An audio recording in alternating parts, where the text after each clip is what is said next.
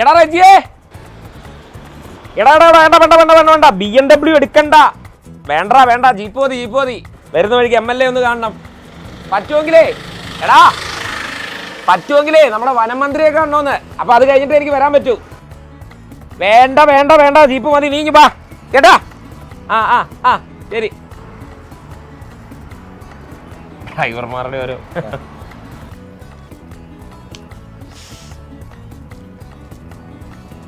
മന്ത്രിയാ സുഹൃത്താ. എവിടെ പോന്ന്?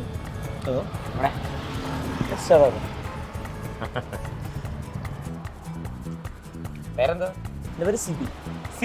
സിബി. വിനോദ് പ്ലാൻഡറായിരുന്നു.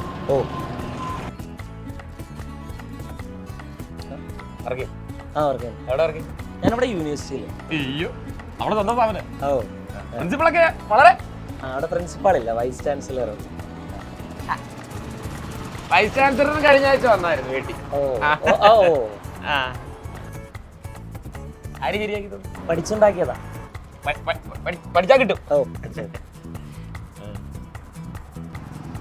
എവിടാ പഠിച്ചേ? ഞങ്ങളുടെ സൈലം BSc. കേട്ടിട്ടുണ്ട്, ഞാനേ കേട്ടിട്ടുണ്ട്. മൻസൂർ അലി കപ്പുങ്കൽ. ഭയങ്കര ഫീസ് ആയിരിക്കും. ഇല്ല, കുറവാ.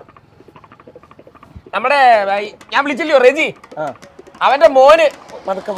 അല്ലാതെ ഞങ്ങളുടെ നാട്ടിലൊക്കെ അങ്ങനെയാ. ഇവിടെ റെജി ഇല്ലയോ, വിളിച്ചില്ലയോ? റെജിയുടെ മോന്. അവനൊന്ന് പഠിക്കണമെന്ന് പറഞ്ഞു. ഫീസൊക്കെ ഭയങ്കരമാണോ? കുറവാ. വല്ല കോഴ്സ് എങ്ങാനും ഉണ്ടോ? കമ്പനി ബോർഡ് അസിസ്റ്റന്റ് ഉണ്ട്. കമ്പനി ബോർഡ് അസിസ്റ്റന്റ് വരുന്നുണ്ടോ? ഇതിന്റെ തന്നെ പരീക്ഷ. റെജി വിളിക്കുമ്പോ ഞാൻ പറയാം.